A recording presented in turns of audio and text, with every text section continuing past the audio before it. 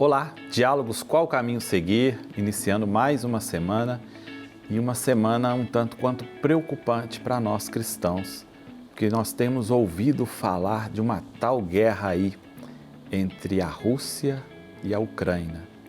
E aí a gente tem ouvido muito falar de pessoas inocentes que estão morrendo, perdendo a vida, estão sendo obrigadas a fugir do seu lugar de origem. E para falar sobre essa guerra, nós temos um convidado especial, é o Padre Felipe Sardinha Bueno, ele que é mestre em Teologia Moral pela Academia Alfonsiana de Roma, ele que dá aula de Teologia Moral lá no ITESP, Instituto Teológico São Paulo, que está completando 50 anos este ano, e também ele leciona na Universidade Católica de Santos, porque ele faz parte do clero da Diocese de Santos. Ele trabalha na paróquia Cristo Rei, em São Vicente. Padre Felipe, muito obrigado por estar aqui conosco, obrigado por nos ajudar a refletir sobre esse tema tão importante, que é um tema que está dentro da moral cristã. E a primeira pergunta que nós temos a fazer para você: o que a doutrina católica nos ensina sobre a guerra e sobre a paz? E será que é possível pensar numa guerra justa?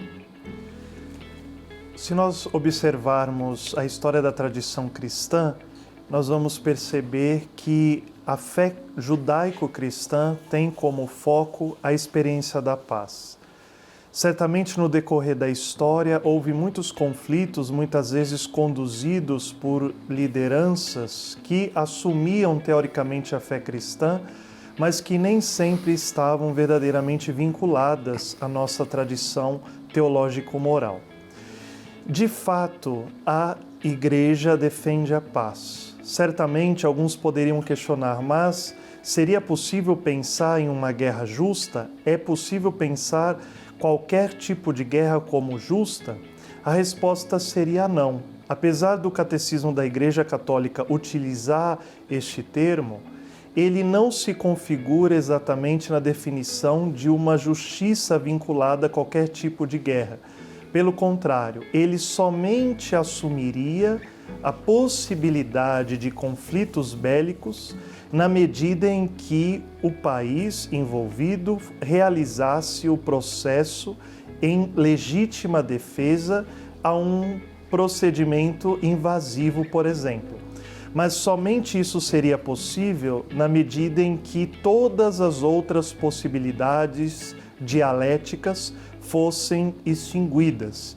Então poderíamos responder de um modo objetivo esta questão, que a Igreja defende a paz, que a paz é o princípio por excelência que nos constitui enquanto cristãos e não é possível autorizar qualquer possibilidade de guerra justa. Se nós aplicássemos isso à situação atual da Rússia e da Ucrânia, poderíamos verdadeiramente pensar que este conflito, como qualquer outro, não tem sentido para existir. Certamente, eles estão buscando realizar a legítima defesa, mas nós, enquanto cristãos, enquanto discípulos de Jesus de Nazaré, que viveu somente para a paz, que viveu somente para a pregação do amor e da misericórdia, e não de uma justiça completamente destrutiva, olho por olho, dente por dente, isso é superado pela experiência cristã, podemos pensar que esta realidade na Ucrânia deveria verdadeiramente ser concluída através de processos de paz, de diplomacia, de diálogo, para que ela pudesse ser restabelecida em todo aquele território. Mais diálogo, mais paz. Só a paz pode garantir a continuidade da vida humana. Amanhã a gente continua. Tchau para você.